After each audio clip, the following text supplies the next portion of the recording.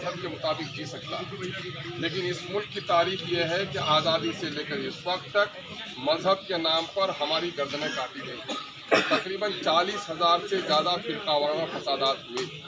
मुल्क की आज़ादी के बाद सन 1949 में हिंदू और मुसलमानों को तोड़ने के लिए बाबरी मस्जिद की जगह पर वहाँ मस्जिद में वहाँ पर मूर्ति को बैठाया गया। उसको बहाना बनाकर सन 1950 में उसमें ताला लगा दिया गया और फिर उसी काम को आगे बढ़ाते हुए 86 में ताला तोड़वा दिया गया और 92 में हमारी मस्जिद शहीद कर दी गई। ये सारा ज़माना कांग्रेस का था और वक्त यह अभी आ गया है कि मस्जिद सिर्फ टूटी और शहीद ही नहीं कर दी गई है कि बल्कि मस्जिद की जगह पर मंदिर का निर्माण भी हो रहा है और मंदिर के निर्माण में भाजपा और कांग्रेस दोनों मिलकर काम कर रही है। ये खबर है बुजुर्गों बढ़िया के खबर है। और क्या कर रही है कांग्रेस? बीजेपी ईंट की दीवार बना रही है, कांग्रेस चांदी की दीवार बना रही है। यानी बाबरी मस्जिद के तोड़ने की खुशी बीजेपी से भी ज़्यादा कांग्रेस को, तभी तो चांदी की दीवार लगा रही थी। हमने एक लंबे अरसे तक उस कांग्रेस को अपना मसीहा समझा, लेकिन उसका मकरूह और नापाक चेहरा अभी हमारे सामने मार है और हमने उस नापाक और मकरूह चेहरे को देखने में देर की और 35 साल से लगातार हमने एक ऐसे शख्स को वोट दिया जो असेंबली के लायक कहीं से भी नहीं था। मेरे भाई और बुजुर्गों, आप फसल बोते हैं तो पहले बीज की तहकीक करते हैं। बीज बेहतर हो तो फसल अच्छी होगी और नहीं, आप बीज नहीं डालेंगे अच्छी तो फसल आपकी अच्छी नहीं होगी। तो आपने बीज डालते वक्त, बीज खरीदते वक्त ये नहीं देखा कि बीज बेहतर है कि नहीं है, बल्कि ये देखा कि मेरे पड़ोसी का है, मेरे घर का है, मेरे भाई के खेत का है, चाहे सुराख हुआ हो या वो कमज़ोर बीज हो, आपने बो दिया। नतीजा ये हुआ कि फसल कटने के वक्त मायूसी होती है। बात गरीबी की छेड़ दी गई थी। मैं आपको बताऊं, हर चंद के आज से 50 साल पहले बहुत खुशहाल हमारा इलाका नहीं था, लेकिन आपको याद है कि आपके दरवाजे पर आरा से, चंपारण से, सारण से आकर मजदूर काम करता था कि नहीं करता था? पंजाब का वो लंबा पंजाबी, सड़क पर उनकी पगड़ी और उनका लंबा कुर्ता, पेट्रोल डीजल और मोबिल के दाल से सना हुआ कुर्ता, वो आपकी मजदूरी करता था नहीं कि? अरे आपके जूतों के धूल को वो साफ करता है खलासी, है ना? लेकिन आज वो आपके यहाँ आता है? आपके यहाँ नहीं आता है, बल्कि पंजाब के उन खेतों में जो कभी आपने देखा नहीं था, आपका बच्चा चैत बैसाख की चिलचिलाती धूप पर पंजाब के खेतों में जलता है, हरियाणा के गोबरों और कीचड़ों में सड़ता है और दिल्ली के ऊंचे ऊंचे मकानों में पत्थर तोड़ता है और पत्थर पहुंचाता है और मासूम बच्चे आपके जो माँ के गोद में सोने के लायक हैं वो दिल्ली के होटलों में पोछा मार रहे हैं। ये सच्चाई है कि नहीं है? क्या हज़ारों नौजवान ऐसे हैं कि नहीं है कि दिल्ली में वो रहते हैं और उसके बाप के जनाजे को पड़ोसी कंधा लगा रहा है? हज़ारों नौजवान ऐसे हैं कि नहीं है कि शादी के 15 दिन हुए हैं और दुल्हन को छोड़कर वो दिल्ली और पंजाब जाने पर मजबूर होता है?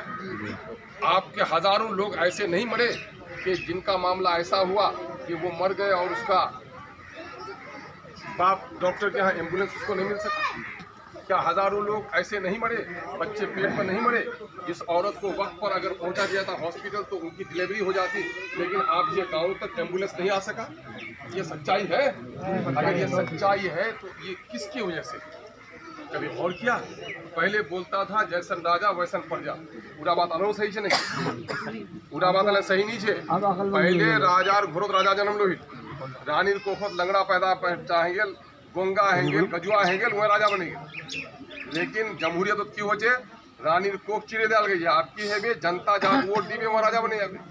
आप कहा है कि जमन प्रजा राजा यार माने इडी राजा जे 35 साल से काम करो इसमें गड़बड़ सरबर वहाँ तो कुछ हंचारो कसूर छे ना, कसूर छे ना नीचे तारा तंग ही आवे तो तारा गाली दो ना, दर्जीरा गाली दो, दर्जीरा सीने वाला नहीं है तो वो एमएलए तो नहीं बोल ले, एमएलए बना लो हमरा, वहाँ एमएलए चा बना लो, एमएलए हमरा बना लो, एक गुनार काम कर लो, माफ करी। शराब हराम छे, वाक पीना वाक छूना है ना हराम छे वो, लेकिन मसला इदा छे कि शराब तो फी नफ्से ही हराम छे, लेकिन कुछला अमलो हराम छे। वहाँ तक अमल को जे असबियत अब तक ये हमरा जिता लो असबियत को जे वसूल कानून पैमाना सभा को ताकर पर लाके बेजा तो रड़ को कारो साथ देना। अपना बिरादरी मनुष्य में कुछ भी हो, अपना बिरादरी लोगों के साथ दुआवे, अपना बस्ती लोग से है ना, बस्ती लोगों के साथ दुआवे। जब आप बस्ती के लोगों का साथ दीजिएगा तो इंसाफ का खून कर दीजिएगा। आपने और हमने यही किया कि हमने इन 35 सालों से हमने सुरजापुरी का साथ दिया, हमने वसूल इंसाफ का साथ नहीं दिया। और नतीजा हुआ कि सुरजापुरी के नाम पर जिसको जिताया आपने, उसने ये समझा कि मेरी कौम कमज़ोर है, मेरे अंदर में कोई सलाहियत नहीं है सिवाय सुरजापुरी होने की, इसलिए हमको इसको अंधा रखना है। अगर ये पढ़ लिख लेगा तो फिर मेरा पोल खुल जाएगा और फिर मेरी सरदारी कायम नहीं रहेगी। यही वजह है कि उस शख्स ने दानिस्ता तौर पर सड़कें नहीं बनने दी, पुल नहीं बनने दिए, स्कूल नहीं बनने दिए, नदी के कटाव से किसी को नहीं बचाया। वो यही चाहता है कि लोग गरीब रहेगा, जब तक अनपढ़ जब तक रहेगा तब तक सीधा साधा रहेगा और मैं राजा बना हुआ रहूँगा। यही मस्तान साहब का अमल है। मैं कोई गलत कहता हूँ तो आप इसकी मुखालिफत कर सकते हैं, ये सच्चाई है कि नहीं है? मेरे भाइयों, आप जाकर देखिए आस पड़ोस के इलाकों को, आस पड़ोस में सड़कें बन सकती है, यहाँ का एमएलए क्यों नहीं बना सकता? नदी के कटाव को और जगह रोका सकता, यहाँ क्यों नहीं रोका सकता? इस शख्स ने कभी कोशिश भी नहीं की। अभी 400 लोगों का घर कट गया है, वीराने में है, उसको ट्यूबवेल मिला कि नहीं, सरकारी राशि मिली कि नहीं, प्लास्टिक मिला कि नहीं, उसको कोई तवज्जो नहीं है। और गाँव जला जला के चौधरी से जालो से इलेक्शन जीतो हम यहाँ मस्तान साहब फलाना रात रोचे अब वह कह दिले देखमिया सभा को दुबाई वो नुकसान साहब हो इन्होंने नींद हो तो अपना थाना कचेरी बहुत ना बात है अंजा सात दुआ हो बार ये खुद ही कोई लड़का बोल ले उल्ले तो रे बदवा बेटा ती बड़ा फजर फजर करो रे 100 साहब पढ़े को मस्तानो कह दूंगा नहीं हाथ करी लगे भेजे तू खिला करो नहीं करो खिला गाँव चौधरी लाख खस्सी काटे काटे खिला सुनो ना खस्सी बोल गाँव चौधरी लाख खस्सी काटे खिला आज जे बेचारा गरीब वोट दो हो वहां जे घोर कटेगा तो वहां एक मुट्ठी चूरो नसीब नहीं हो वहां करतूत में कोई नहीं इल्जाम नहीं लगाई जा सही चले नहीं क्या बताइए ये शख्स। अब एक बात बताइए तो गाँव देखिए मानस रहन चाह रहे वो चले जाए बड़का जमात को यहाँ चले जाए वो खूब दाढ़ी वाड़ी बने उसे टोपी पगड़ी बने चले उसे मीरठ से आज जुमापुरवा गेल और वह मेम्बर पर खड़ा ही गेल हंचा जे मौली साहब इमाम साहब वो से बड़का लंबा दाढ़ी कर लिया वो टोपी बड़का बने लिया तो तुम्हारा मेम्बर वहाँ खड़ा कर दो ना अपना इमाम साहब खड़ा वहाँ जो खड़ा कर दो तो खुतबा पर नहीं जाओ ना खुतबा पर नहीं जान ले खाली दाढ़ी टोपी रहा इमाम है कोई तो खाली इलेक्शन लड़ ले वो एमएलए बने जाए। एमएलए का बुनियादी काम क्या है कि वो जाकर आपका असेंबली में बोले। 3 बुनियादी काम समझे लोग। पहला बुनियादी काम क्या है एमएलए का अमल जो अपना यहाँ उठे रखी हुई राजनीति मतलब राज को चलाने की नीति हुकूमत को चलाने की सियासत को चलाने के लिए जो हिकमत अपनाई जाए उसको सियासत कहते हैं। तो वहाँ पर क्या है पहला काम है असेंबली में बैठकर कानून बनाना, गलत कानून की मुखालिफत करना, टैक्स के पैसे से जो खजाना जमा होता है उससे अपने सड़क पुल पुलिया नदी के कटाव को बात करना। तीसरा काम है यहाँ पर ब्लॉक में सीओ के यहाँ थाना में धांधली हो रही उसको रोक लगाना। समझो तो सोने का बात के इलाका में जो है आई तीनों काम एकोटा काम करी है तीनों काम नहीं कर ले हुए एकोटा तो फिर वहाँ केहन तुमरा एमएलए बना विकल्प रहे प्रोफेसर इमाम साहब खड़ा भइल बहुत लोग खड़ा भइल लेकिन ये कहता बात कि कांग्रेस के लीडर छुपतो हाँ ना बात सुने ये तो निर्दलीय हुई है वो तो कांग्रेस तो ये है ना कांग्रेस तो लो तो मीन लोग मिसाल देखो जी बेटी रो छे शर्मा बेनी कि एक जन गाँव चौधरी है और वहाँ कईटा सवालों से एक बेचारा गरीब लड़का है मैं कोई जगह नहीं मिला हाथी उथी करवा नहीं पाऊँ मैं टोली रोपर नहीं मैं बैलगाड़ी रोपर पा जा आ एक लड़का विकलांग है वहाँ पोलियो है हाथ पावा पोलियो है वो कोई जगह नहीं महाजन साहब अगर मोर रिश्तेदारी चाहे जावे नहीं तो मैं हाथी ने बरा जा अब महाजन साहब कह नहीं मियाँ बस्ती तक कहरा नहीं बोला हाथी अब मोर हाथी उसबे तो छोड़नी विकलांग से भी शादी कौन कम मोर दरवाजा हाथी तो उसबे एक दिन आता हाथी चले उसबे उम्र भर बेटी और कान में नहीं कानबे ये बाप मोर हाथी देखले दरवाजा मोर जीवन साथी नहीं देखले ये तो कहबे ना नहीं कहबे। तो आज तुमरा 35 साल तक वैदा करलन हाथी देखलन अपना इलाका जीवन साथी नहीं देखलन कि वो काम को पावे नहीं पावे नहीं छेना पटना जय कहबे के एमएलए छे तो शर्म लागबे हक कहते के मैं के मुगली एमएलए छे है ना ये संबंधित कभी बोलले नहीं वो कभी ना उर्दू बोली बोल ले हुए हैं न कभी मदरसा बोली बोल ले हुए हैं न कभी कोई जुल्म बोलते बोल ले हुए हैं अलीगढ़ तहरीक नहीं बोल रहे एनआरसी नहीं बोल रहे तो क्या हुआ एमएलए बनवा चाहते सिर्फ वही हत्ती पर चढ़े बोल तुम आवाज काम करना। अब की बार मामला खत्म हो गई है। आप पहले ढेरी देखे अब पक्का देखे शादी नहीं हो चे अधिकार छोड़ा अगर दिल्ली पंजाब चले गए उठा जब फैक्ट्री खोले ले तो जमींदार अपना बोले वो अपना बेटी से रिश्ता करो, करो नहीं करो। अब सच्चाई का जमाना आया है, सच्चाई का जमाना है, सच्चाई को पसंद कीजिए। कांग्रेस ने बीजेपी का साथ दिया, गुजरात का दंगा को आप माफ नहीं कर सकते। गुजरात में 2002 में जो हुआ, आज से 18 साल पहले, इला 20-22 साल नौजवान वाला कभी कभी झंडा उठे लो जदयू और भाजपा, बोले छिक्के उड़ा हाल में दो। मैं कहा गैयूर नौजवानों, तुम तहकीक करना, तुम उसको माँ के गोद में थे या गांव में तुम रेंग रहे थे आंगन में। 2002 में गुजरात में क्या हुआ, माँ के सामने में उसकी बेटी, बाप के सामने में उसकी बेटी, बच्चों के सामने में उसकी माँ, भाई के सामने में उसकी बहन की इज्जत के साथ खिलवाड़ हुआ कि नहीं हुआ, याद है कि नहीं है? छोटे छोटे दूध पीते बच्चों को माँ के गोद से उठाकर आग में फेंका गया। जब दुश्मनों का कलेजा ठंडा नहीं हुआ तो हामला औरतों के पेट को चाट करके भी गुजरात के गुंडों ने उस बच्चे को आग में फेंकने का काम किया। ये याद है? अगर ये याद है तो गुजरात के गुंडों के साथ जो दोस्ती करता होगा उसको अपने बस्ती में कभी दाखिल होने मत देना मेरे। लेकिन गुजरात से पहले मुरादाबाद के ईदगाह में गोली चली थी, किसकी हुकूमत थी यूपी में? बूढ़े लोगों को याद होगा, किसकी हुकूमत थी? कांग्रेस की। जालिम का नाम जोर से लीजिए, किसकी हुकूमत थी? कांग्रेस की हुकूमत थी। मीरठ में 87 में हमारे नौजवानों को लाइन पे खड़ा करके पुलिस ने गोली चला दी, किसकी पुलिस थी? कांग्रेस थी। यही 89 में भागलपुर में 1200 नौजवानों को जिंदा और मुर्दा हालत में गड्ढे में दफना कर उसके सीने पर गोभी की खेती की, किसकी हुकूमत थी? कांग्रेस। तो आज कांग्रेस और बीजेपी में कोई फर्क है? नहीं। कोई गुजरात में मारता है, कोई भागलपुर में मारता है, कोई मस्जिद में ताला लगाता है, कोई मस्जिद को तोड़ता है, कोई ईंट की दीवार लगाता है, कोई चांदी की दीवार लगाता है। सच्चाई है कि नहीं है? बिल्कुल है। मेरे भाइयों, मौलाना को 2014 में आप लोगों ने वोट देकर जिताया था, मैंने कुर्बानी देकर जिताया था कि नहीं जिताया? लेकिन जब कुरान पर हमला हुआ, आपको पता है कुरान पर हमला हुआ? नहीं होगा पता बहुत सारे लोगों को। तलाक का कानून, अल्लाह का कानून, कुरान का कानून, लेकिन मोदी ने कहा तलाक का कानून नहीं चलेगा, यानी कुरान की आयत पर पाबंदी लगाने का हुक्म जारी किया। ऐसे वक्त में हमारा एक आलिम दीन जो बोलना चाह रहा था, कांग्रेस पार्टी ने उसे बोलने नहीं दिया। अपने मजहब की हिफाजत के लिए, अपने कुरान की हिफाजत, खुदा के कलाम की हिफाजत के लिए बोलने की इजाजत नहीं दिया। गैयूर दीनदारों, गैयूर शरीयत के तरफदारों, अगर दीनी गैरत, दीनी हमीयत तबीयत में जिंदा है, अगर इस मुल्क के आईन के अंदर अपने हुकूक को पाने की ताकत है, तो जिन गुंडों ने हमारे आलिम दीन को पार्लियामेंट में बोलने नहीं दिया, उसी के किसके चमचा और नेता को अपने बस्ती में बोलने की इजाजत मत देना। यकीन है कि तब्दीली आएगी।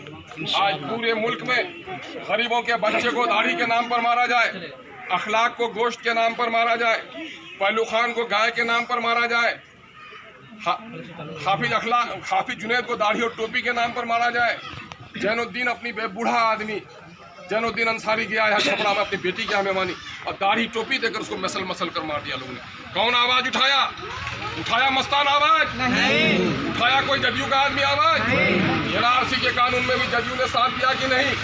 नीतीश कुमार बीजेपी के गोद में बैठा कि नहीं? आज हमारा बस्ती का बहुत सारा लोग कहता कि बीजेपी अलग छोड़, जदयू अलग छोड़, है ना? ये दलालों से कह दो, ये दलालों, बोतल बनने से शराब नहीं बदल जाती है। शराब को पियो, चाहे शीशे के गिलास में शराब है, चाहे चांदी के गिलास में पियो शराब है, वजू करके पियो तब भी शराब है, बल्कि मस्जिद में पियो तो और गुनाह ज़्यादा है। अगर तुम शरीयत का पास रखते हो और दजू की बात करते हो, इसके माने तुम्हारे सियासी मुनाफिक होने में कोई कमी नहीं है, तुम्हारी बस्ती में बात नहीं कर सकते हो। कीजिएगा ये काम, रोकिएगा ऐसे लोगों को इंशाअल्लाह। अवैसी साहब की गुफ्तगू पसंद आती है? नहीं आया हूँ कहीं, मैं 8 साल तक असेंबली में रहा हूँ। पहले सुनो इन हमारा परवार जमाना के मस्तान साहब भड़का नेता बोले, बहुत हाकर नेता, वार खिलाफ बोले को उठवा नहीं पा, तो मैं असेंबली ठीक है बस पे तो सुखूँ यहाँ से। या अल्लाह, आँख मसलने के अलावा कभी मुंह खोलते हुए उसको, है ना? जो आदमी आपकी आवाज असेंबली में नहीं उठा सका, उस शख्स ने आपको पामाल किया है। कातिल कौन है? कातिल सिर्फ गोली चलाने वाला सीने में नहीं, कातिल गर्दन काटने वाला नहीं, बल्कि कातिल वो डॉक्टर भी है कि वक्त पर अगर अपने दवाखाने में दवा नहीं दिया तो वो भी कातिल है कि नहीं है? जो ड्राइवर मेरी माँ को लेके जा रहा था हॉस्पिटल, अगर वक्त पर नहीं पहुंचाया और मेरी माँ दवा के बगैर मर गई रास्ते में, तो मेरी माँ का कातिल है कि नहीं वो? तो जो अपने फर्ज को न निभाए तो बगैर तलवार और गोली के भी वो कातिल हो सकता है। तो जो नेता गांव तक सड़कें और एम्बुलेंस पहुंचाने का अमल नहीं करे और उसके बगैर अगर लोग मर जाता है तो वो भी कहीं न कहीं कातिल के सबक पड़ा है ना। मैं ये नहीं कहता कि मुझे जिता दोगे तो मैं आसमान के तारे नोच कर लाग दूंगा, एक ही साथ सारा काम कर दूंगा। हाँ, अभी कह रहे थे भाई हमारे हाजी खलील साहब, भाई जनाब मौलाना गुलाम रब्बानी साहब, भाई जनाब नाहिद साहब, भाई शमशाद साहब, इन तमाम तर लोगों ने हमारा साथ इसलिए दिया है कि मौजूदा वक्त के जो हालात हैं उसमें MIM बड़ी तवानाई के साथ अपनी लड़ाई लड़ रही है। अब की बार अपना एक वोट किसको दीजिए? अच्छा, महमूद अशरफ साहब दाढ़ी वाला लड़ जाए, जावेद साहब लड़ ले, मी लड़ लूँ, महमूद अशरफ लिए आज इलाज जज्जू वाला लगे, कोई पहले भाजपा अलग हमारा अलग, वो खुला वोट मिले, भाजपा वोट मिले नहीं मिल जाए, है ना। तो जज्जू वाला की बोल ले कि हमरा ही दाढ़ी वाला महमूद नहीं देखोई, उछाका और मोदी हमरा देखोई। अब की बार कई नौजवानों ये मत देखना कि मैं कोचा धमन का या मौधे का या टेना का अख्तुलिमान को नहीं देख रहा हूँ, मैं बैरिस्टर असदुद्दीन ओवैसी की तस्वीर देख रहा हूँ।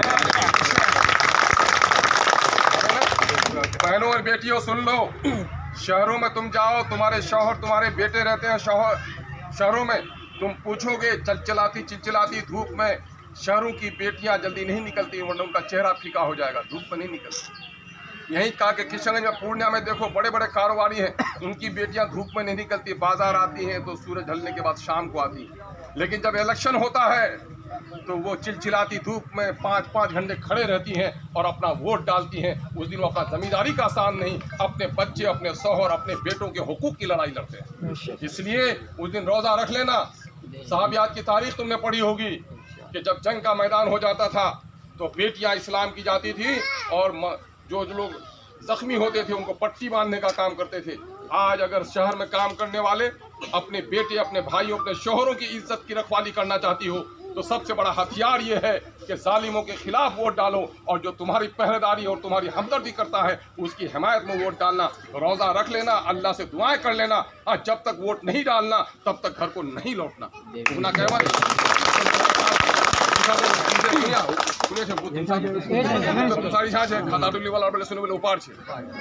तो सबसे पहले आप लोग वोट डालिएगा, है ना, और अपने औरतों को डरवाइएगा। अब की बार हमारा बड़ा नुकसान हुआ है, गरीबी की वजह से हमारे बहुत सारे बेटे और भाई इस वक्त दिल्ली चले गए हैं। उनका वोट, उनकी कमी कैसे पूरी होगी? जो मुर्दा है सिर्फ उसी का वोट नहीं गिरेगा, जो जिंदा है जिंदा होने का सबूत देकर अपना वोट डालेगा। साउथ का जन 10 जंग ये है बाहर है, 20 जंग ये बाहर 80 खान वोट हवाजी ने 80% वोट हवाजी का मजबूर इंशाअल्लाह। अच्छा था, अब बहुत ला बात छो गया, बहुत ला बात छो। तोड़ लोगों सुने ले, तोड़ लोगों नौकरी पहुंचवा नहीं दिले, तोड़ लोगों सिपाही पहुंचवा नहीं दिले, तोड़ लोगों अदालत पहुंचा नहीं दिले।